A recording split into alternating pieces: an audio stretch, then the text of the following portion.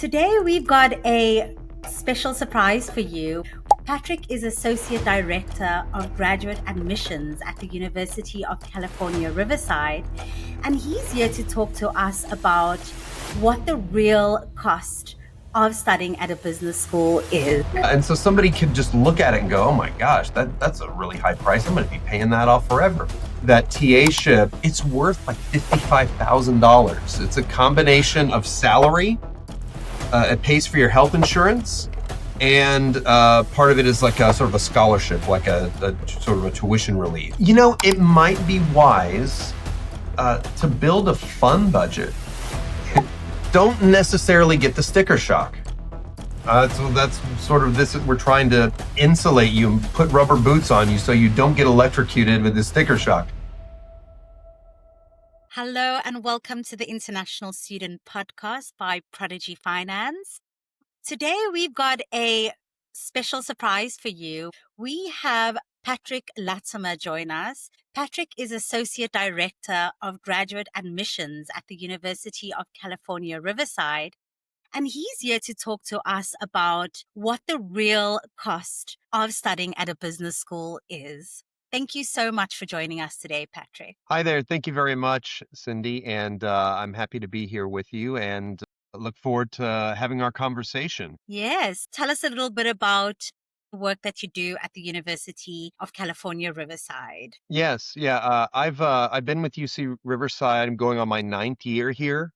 And I have I do a recruitment role. I'm also our CRM administrator, so we do, portions related to admissions as well. So, I'll do some international travel for recruitment, some domestic travel. We're looking to connect with students or prospective students one-on-one and sort of walk them through that prospect from all the way to like, I'm thinking about school, all the way to committing to UC Riverside and joining us for orientation. And I've worked for a couple other business schools in Southern California. So, I have over 10 years of experience in this field. So today's topic is kind of understanding the true cost of a business school beyond the sticker price. Can you explain to us what that means?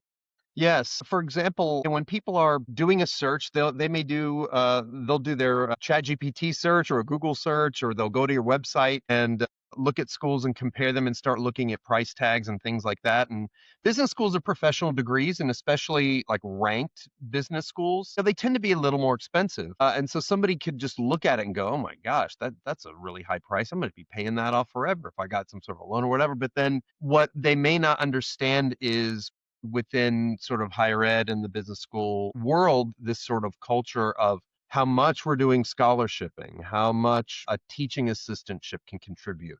Do you know that you have an internship requirement and you're required to work full time over the summer and make money for school credit? Like all these little elements.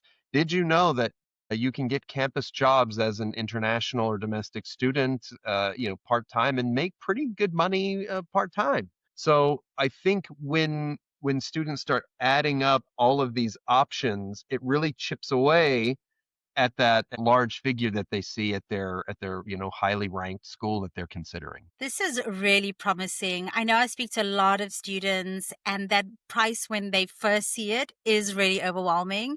Even for me, when I look at the cost of attendance of some of these business schools, it's a lot. So it's really great to know that there are options for international students to help offset that cost. Let's talk about those options, Patrick. What are they?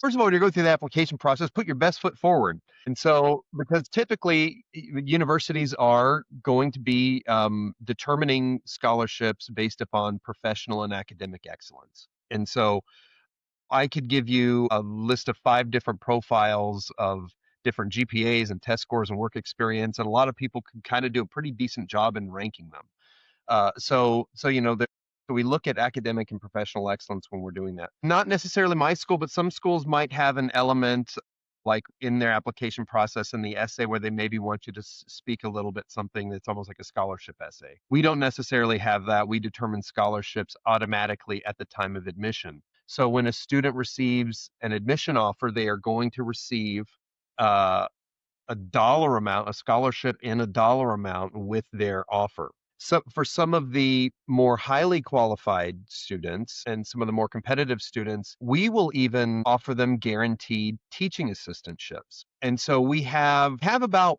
40 of them to sort of give out every year, or at least assign every year, and they take place in the second year of their MBA program.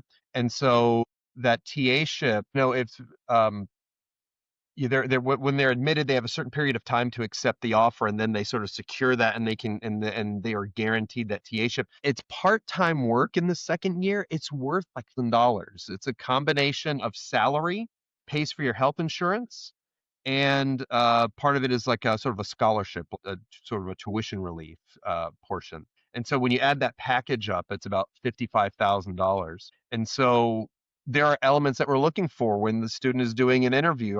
When we're sort of watching, say, if they're communicating well. Hey, do we think this person would be able to communicate well to a class? Are they speaking well, communicating ideas well? Does their work experience conducive to having, good experience to present to some of our undergraduate students? So those are two elements. The scholarship, and the scholarships can be pretty substantial. I mean, it depends on the university and depends on the student profile, but for us, it's usually somewhere between 20 to 40% of tuition. And you can sort of go through, that profile. And so the better the profile, typically the better the scholarship opportunity. And so that upfront plus a teaching assistant portion upfront is already going to be an element that is chipping away at that large, tuition number. Great. So, and Patrick, just to confirm, those get offered during the admission process. And is this why you say it's important to have a really strong application? Because that will help the school to determine if you qualify for a scholarship or a teaching assistantship. Correct. That's determined at the time of admission. We can run out of teaching assistantships. I mentioned there's 40 of them. We usually have people that are accepting their offers. We'll run out of the people that accepted the offers. We will run out of those TA ships by about April. So get an application, in relatively early so that you can even be considered as part of the pool for them. What about the living expenses aspect? Would you say that sort of a scholarship or teaching assistantship should be used towards tuition or to living expenses? Yeah, it kind of depends on how the student is managing their finances. If they want to go ahead and just use that as a salary that helps pay for their rent or their food each month or something along those lines, they can absolutely utilize it to do that. Or, some people maybe come with some funds already that they have, already pre-saved or using, or maybe have some sort of a loan that they're using it to go out. So it depends on each student's uh, finances. However, if they want to start just paying off school as they're working, a number of them absolutely do that, and we'll find some pace, some opportunity to do that. A lot of people may not know this, but I mean, you're charged tuition at a place like UC Riverside 3 times a year. We're quarter system, so you don't pay for school in one, just like at one time at the beginning. You Yeah. pay a little bit each time, so you can contribute each quarter, you know, like. Great. And what are typically some things that international students overlook when they look at that price tag, when they look at that tuition or that cost of attendance, and they maybe just considering tuition and living expenses? Are there other things beyond tuition and living expenses that typically international students overlook? Just based on your experience and working really closely with students, what do you see are some of the common things that international students overlook? It might be wise to build a fun budget. I don't know. Southern California has a lot of cultural and natural and metropolitan types of interests and things like that that can contribute to your education. I mean, Absolutely. maybe you're a business student that's into hospitality or the entertainment industry. Well, you have to make a trip to Disneyland or you have to go to a Los Angeles Dodger game or something. So, make sure you have a little bit of a budget for travel or something like that if there is some places that you want to go. We're only 3.5 hours by car to Las Vegas. I did not want to go to Las Vegas, but I had to go to learn what was going on in that industry. It's work. It's work. So we do provide students with a professional stipend. They do get about $200 or so to like apply toward conferences if they want to go to conferences. And a lot of them are held in, all the way from Las Vegas to LA to San Diego. So, you can utilize them to go to conferences, but maybe some things like that, some professional things like a fun, maybe consider these things also like kind of networking. Yeah. It is imperative to your education that you go to that Ed Sheeran concert. I mean, how are you going to learn about ticket sales and venue sizes without making a firsthand visit? That's some really great advice, Patrick. And I think those things can easily be overlooked. You're so focused on your study, but you don't realize you're going to a completely different country, different experiences, and you have to immerse yourself in that world. So I'm that's an immigrant to California. I am from Tennessee. I'm from the middle of the United States. I moved out and I'm like, wow, there's so much to do and so much to see. I'm sure you've got a fun budget, do you? Yeah, you gotta have date money too. Gotta have date money. Oh, I love that. Patrick, just coming back to an international student who has just arrived on campus and they want to make money, they want to grow that fund budget, or they want to just be able to have some additional money for living. How do they go about securing a part-time job? Do you have any advice for our listeners on that? There's a large platform that a lot of universities in the US have called Handshake. It's an Mm. employment, so a lot of employers will post jobs, but also internal jobs are posted on Handshake. So you can get a Handshake account about now, like if the students that are coming this year around August, they can start getting that Handshake account, and then different offices will start posting those jobs. We start a little bit later. We're quarter system, by the way. So we start like in September. So those jobs are going to start populating. I've seen some entrepreneurial things that students have done as well. I mean, we had a Colombian student that had come to the US and played soccer as an undergrad.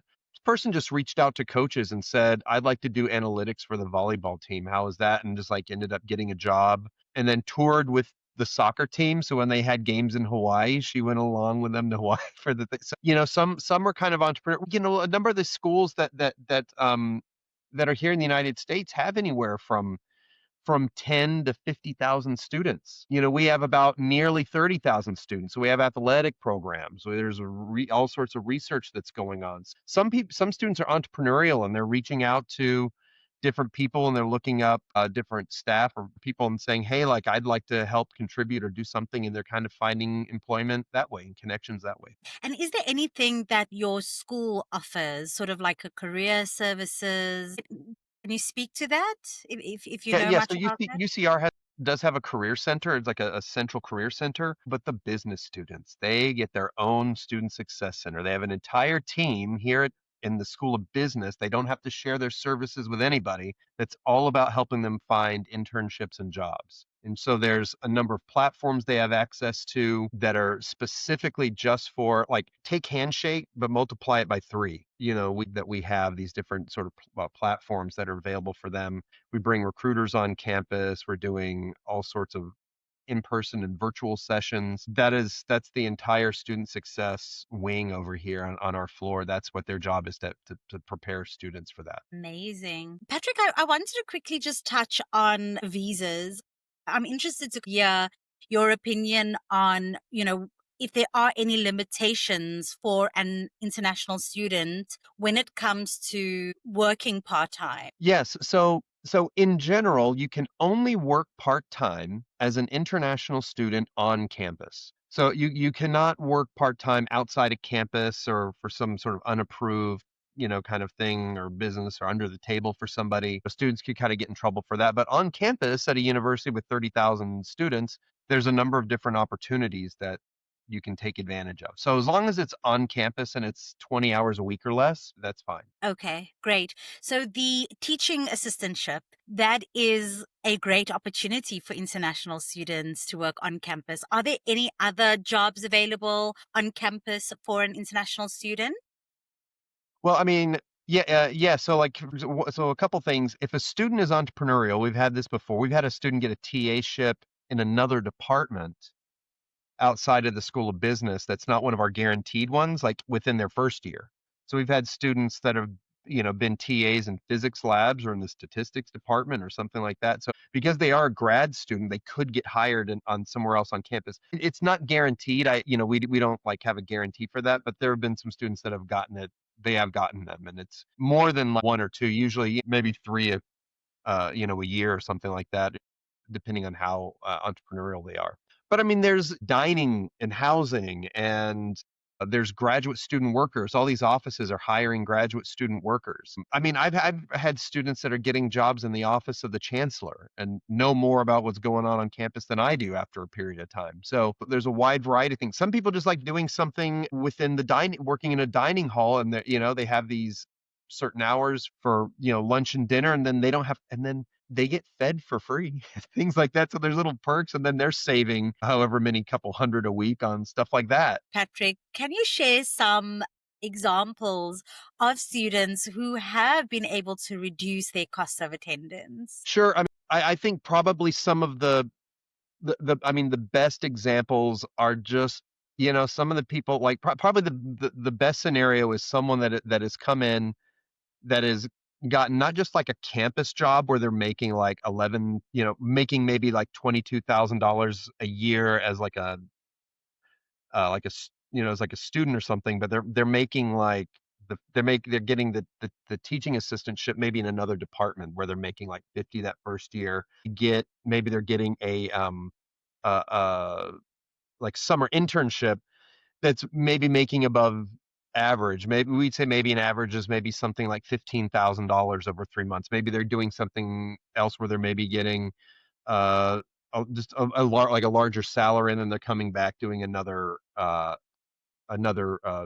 ship in that second year, and you add all these packages up, and they could be, over $100,000, and you add their scholarship on top of that, and that's greater than that. So I mean, like that's probably the best position. But 96% of our students are getting scholarships. They're going to get scholarship offers. So I mean, almost everybody. The 4% that didn't are probably getting a benefit from the military, so everyone's usually getting some sort of scholarship offer, and they can do the part-time work, and they're going to be able to do the internship. Aim high for your internship search. It's on a silver platter. I wish I had a silver platter. I have a silver bowl back here, but whatever. If I had it's on a silver platter. We prepare you over the summer for getting a great internship.